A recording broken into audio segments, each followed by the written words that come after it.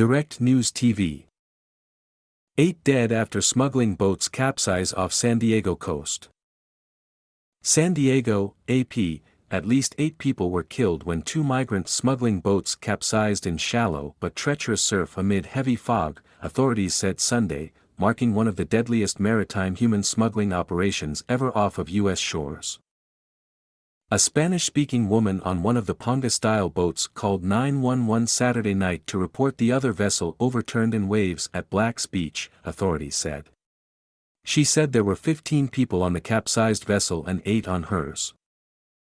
Coast Guard and San Diego fire rescue crews pulled bodies of 8 adults from the water, but fog hampered the search for additional victims. Recovery efforts resumed Sunday but no additional bodies were found. Survivors may have escaped on land, including the woman who called 911. Authorities did not know her whereabouts. San Diego lifeguard Chief James Gartland said rescuers found the 2 boats overturned in shallow waters when they arrived. Surf was modest, with swells around 3 feet, about 1 meter, but skies were foggy and black. That area is very hazardous, even in the daytime, Gartland said at a news conference. It has a series of sandbars and inshore rip currents, so you can think that you can land in some sand or get to waist-high, knee-high water and think that you're able to be safe to exit the water, but there's long, inshore holes.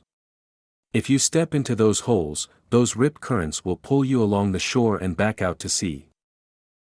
Black's Beach is about 15 miles, 24 kilometers, north of downtown San Diego in a secluded area not far from the popular La Jolla shores.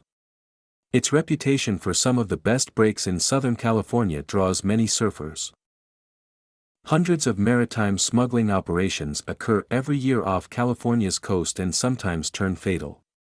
In May 2021, a packed boat carrying migrants capsized and broke apart in powerful surf along the rocky San Diego coast, killing 3 people and injuring more than 24 others.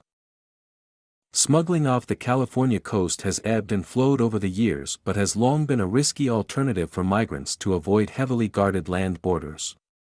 Pongas enter from Mexico in the dead of night, sometimes charting hundreds of miles north.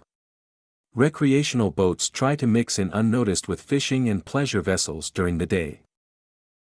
South of the U.S. border, there are many secluded, private beaches with gated entrances between high-rises with magnificent ocean views, some only partially built because funds dried up during construction. Papatla, a fishing hamlet where narrow streets are lined with vendors selling a wide variety of local catch, is favored among smugglers for its large, sandy beach and relatively gentle waves. At least some of Saturday's victims were Mexican, according to the consulate in San Diego, but how many was unknown. Illegal crossings have soared under President Joe Biden, with many migrants turning themselves into Border Patrol agents and being released in the United States to pursue their cases in immigration court. A pandemic rule scheduled to end May 11 denies migrants a chance to seek asylum on grounds of preventing the spread of COVID-19, but enforcement has fallen disproportionately on Mexicans, Hondurans, Guatemalans and El Salvadorans because those have been the only nationalities that Mexico agreed to take back. As a result, people of those 4 countries have been more likely to try to elude capture, knowing they are likely to be expelled under the public health rule, known as Title 42 authority.